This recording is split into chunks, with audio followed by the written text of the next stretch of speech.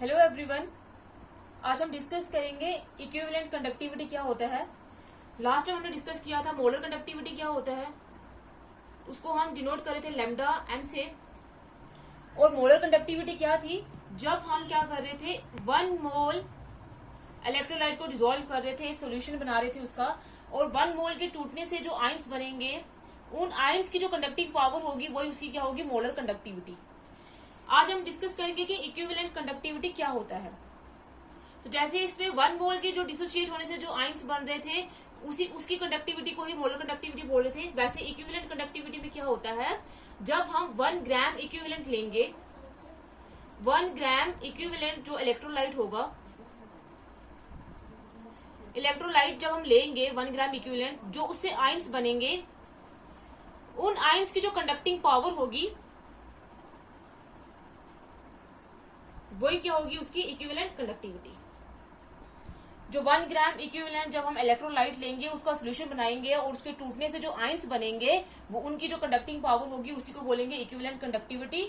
सो equivalent conductivity को हम कैसे डिफाइन करेंगे, it is defined as the conducting power of 1 gram equivalent of solute, conductive power of all the ions produced by the 1 gram equivalent of electrolyte dissolved in a solution।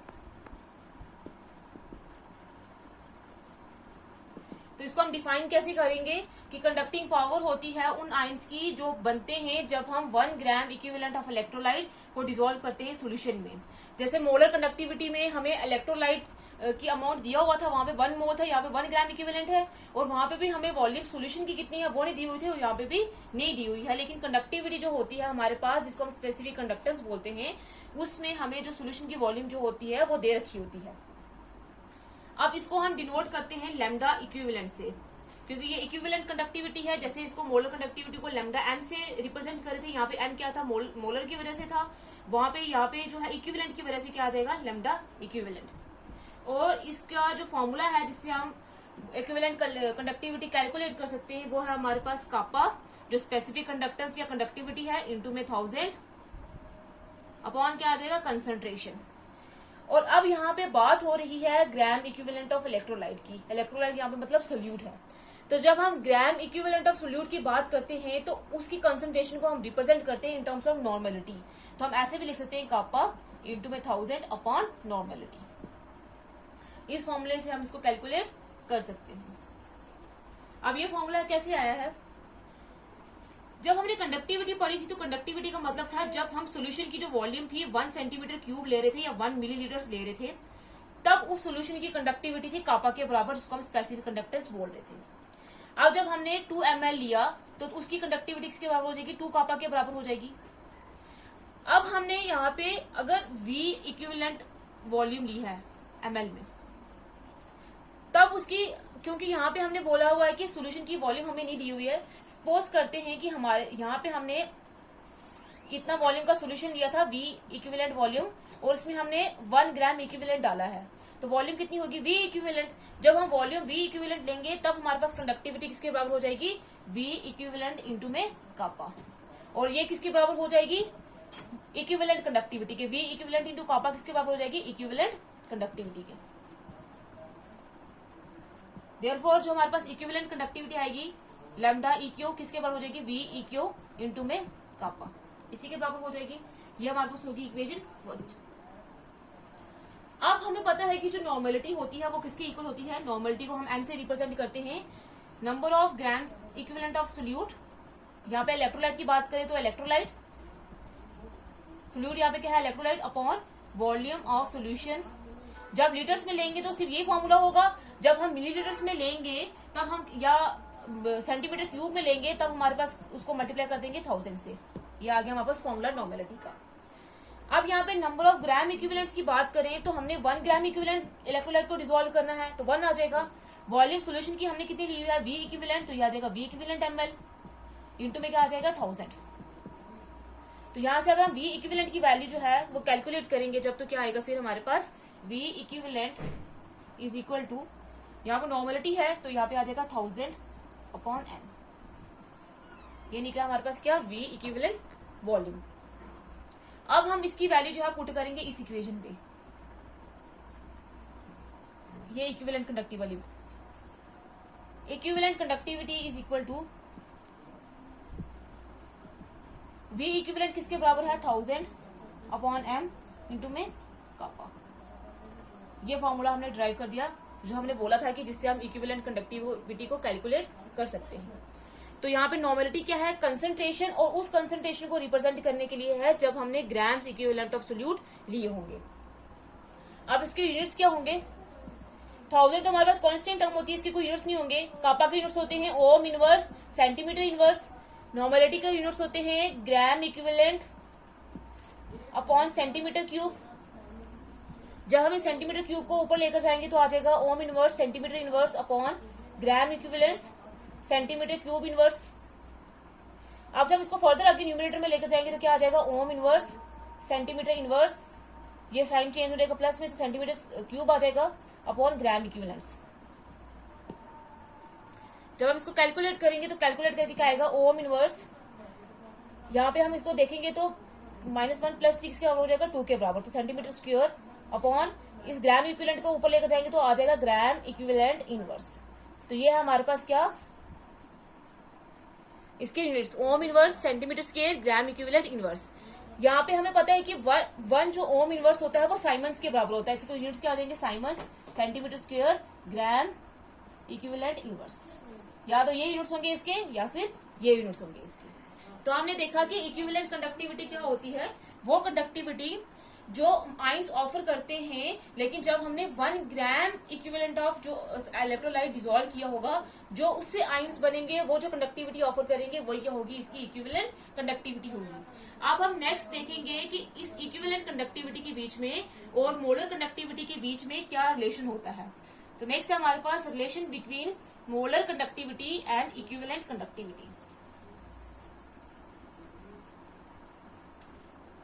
Relation between molar conductivity को हम represent करते हैं lambda M से और equivalent conductivity को lambda E Q से। अब इनके बीच में रिलेशन पढ़ने से पहले हम डिस्कस करेंगे, क्योंकि जो ये हमारे पास मोलर कंडक्टिविटी होती है वो मोलैरिटी पे डिपेंड करती है। वो इसका फॉर्मूला क्या होता है, कापा इंटू में 1000 अपॉन मोलैरिटी, और इक्विवेलेंट की क्या होती है, कापा इंटू में 1000 अपॉन नॉर्मलिटी। तो पहले हम इन दोनों को डिस्कस करेंगे कि इन दोनों के बीच में क्या रिलेशनशिप होता है, उसके बाद इनका जो है वो रिलेशनशिप ड्राइव करेंगे। तो नॉर्मलिटी हमारे पास किसके बराबर होती है, जिसको हम एन से रिप्रेजेंट करते हैं, number of gram equivalent of solute, gram equivalent of solute upon volume of solution. Litres में ली होगी तो सिर्फ इतना ही फॉर्मूला आएगा इन लीटर्स। उसके बाद नेक्स्ट क्या आएगा हमारे पास, ये होगी number of gram equivalent of solute. Gram equivalent of solute हम कैसे कैलकुलेट करते थे नॉर्मलिटी में, वो किसके बराबर होता था, given mass upon equivalent mass. अब इसकी वैल्यू अगर हम इधर पुट करेंगे तो number of gram equivalent of solute की जगह क्या आ जाएगा, given mass upon equivalent mass into में क्या आ जाएगा, volume of solution in litres, ये आ जाएगा। अब हमें पता है कि जो इक्विवेलेंट मास होता है वो किसके बराबर होता है, इक्विवेलेंट मास होता है हमारे पास मॉलिक्यूलर मास या molar mass upon valency factor, जिसको हम एन से रिप्रेजेंट करते हैं, एक्स से भी कर सकते हैं, जेड से भी कर सकते हैं। इस वैलेंसी फैक्टर को हम या तो एन से रिप्रेजेंट करेंगे या जेड से भी कर सकते हैं, और हम एक्स से भी कर सकते हैं, किसी भी लेटर से रिप्रेजेंट कर सकते हैं। और ये जो वैलेंसी फैक्टर होता है ये क्या होता है, अगर किसी एसिड का ले रहे हैं तो वो कितने एच पॉजिटिव आइंस देगा, अगर किसी बेस का ले रहे हैं तो कितने OH नेगेटिव आइंस देगा, अगर किसी सॉल्ट का ले रहे हैं तो उसके ऊपर कैटाइंस और अनाइंस के ऊपर चार्ज कितना होगा, वही होगा उसका वैलेंसी फैक्टर। तो अब इक्विवेलेंट मास का अगर हम इधर वैल्यू पुट करेंगे तो क्या आ जाएगा हमारे पास, गिवन मास, इक्विवेलेंट मास की जगह क्या आ जाएगा, molecular mass upon valency factor जो एन है इनटू में क्या आ जाएगा, volume of solution in millilitres. अब इसको जब हम ऊपर लेकर जाएंगे तो आ जाएगा गिवन मास इनटू में N upon molecular mass into में volume of solution in litres. अब given mass upon molecular mass किसके इक्वल होता है? नंबर ऑफ मोल्स के। हम नंबर ऑफ मोल्स कैसे कैलकुलेट करते थे? Given mass upon molecular mass. तो given mass upon molecular mass की जगह क्या आ जाएगा? मोल्स इंटू में N upon volume of solution in litres. अब इस n को छोड़ के, वैलेंसी फैक्टर को छोड़ के, number of moles upon volume of solution in litres किसके इक्वल होता है? मोलैरिटी के। मोलैरिटी हमारे पास क्या होती है? Number of moles of solute dissolve in volume of solution in litres. तो ये हमारे पास ये टर्म किसके इक्वल हो जाएगी? अब मोलैरिटी के इक्वल हो जाएगी। तो आ जाएगा मोलैरिटी इंटू में n। तो अब इनके बीच में रिलेशन क्या निकला कि नॉर्मलिटी किसके बराबर होती है? मोलैरिटी इंटू में n। यहाँ पे n क्या है? नॉर्मलिटी, n क्या है? मोलैरिटी, और n क्या है? Valency factor. ये है इसके बीच में रिलेशन नॉर्मलिटी और मोलैरिटी के बीच में। अब हम देखेंगे कि अब इक्विवेलेंट कंडक्टिविटी और मॉलिक्यूलर इक्विवेलेंट कंडक्टिविटी और मोलर कंडक्टिविटी के बीच में क्या रिलेशन है।